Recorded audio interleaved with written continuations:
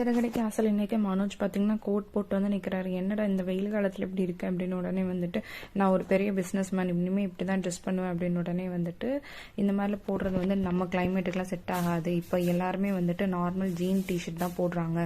நீ ஏன் இப்படி வந்துட்டு லூசுத்தனமாக பண்ணிட்டு இருக்க அப்படின்னு சொல்லிட்டு இருக்காரு. சாதாரண பூ கட்டுறவங்க கூட வந்துட்டு வண்டியில் போய் சேல் பண்ணுறாங்க. நான் இவ்வளோ பெரிய பிஸ்னஸ் மேன் கோட் ஷூட் போடுறதுல என்ன தப்பு அப்படின்னு சொல்லிட்டு இருக்காரு. இதெல்லாம் கேட்டுட்டு இருந்ததுக்கு ரொம்பவும் கோவம் வருது. வேலையை பற்றி மட்டும் பேச எதுக்கு மீனா விழுக்கிற அப்படின்னு ரோஹிணியுமே அதிசயமா மீனாக்கு ரொம்பவும் சப்போர்ட்டிவா பேசுறாங்க. இதை கேட்டுட்டு இந்த வீட்டில் எல்லாருமே நீங்க என்ன மீனாக்கெல்லாம் சப்போர்ட் பண்றீங்க அப்படின்னு சொல்லிட்டு இருக்காங்க.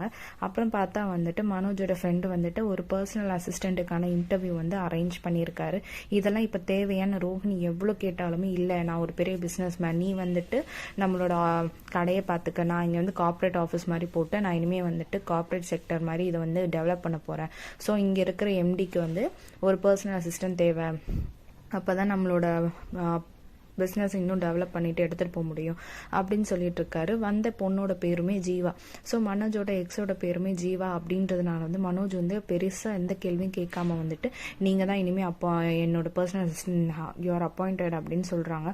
ரோஹிணியுமே வந்துட்டு இதெல்லாம் இப்போ தேவையே கிடையாது, நமக்கு வந்து கொஞ்சம் க்ரோத் வேணும், க்ரோத்துக்கு அப்புறமா நம்ம இதெல்லாம் பண்ணலான்னு மனோஜ் எது சொன்னாலுமே கேட்குற ஐடியாலே இல்லை. இங்கே வந்து வீட்டில் பார்த்தீங்கன்னா மீனை ரொம்பவும் டல்லாக இருக்காங்க. இதை பார்த்துட்டு இருந்த முத்து வந்துட்டு ஏன் இப்படி இருக்குன்னு கேட்டாலுமே அவங்க பதில் இல்லை. நைட்டுமே தூங்காமல் இருக்கிறத பார்த்துட்டு இருந்த முத்து என்ன சொல்கிறாங்க, நீ எதுவும் என்கிட்ட மறைக்கிற, உனக்கு எதுவும் உடம்பு சரியில்லையா, நான் வேணா பால் ஏதாவது செஞ்சு எடுத்துட்டு வரட்டா அப்படின்னு சொல்கிறாரு. எனக்கு அதெல்லாம் வேணாமே அப்படின்னு சொல்லி கத்துறாங்க. அவங்க என்ன பண்ணுறாங்கன்னா எங்கேயோ இருக்கிற கோவத்தை தூக்கி முத்து மேலே கட்டுறாங்க. இதை கேட்ட முத்துமே வந்துட்டு ரொம்ப அதிர்ச்சி ஆகிறாரு. இதோட இந்த எபிசோட் முடியுது. அடுத்தடுத்து தெரிஞ்சுக்க நம்ம சேனலை சப்ஸ்கிரைப் பண்ணி வச்சுக்கோங்க.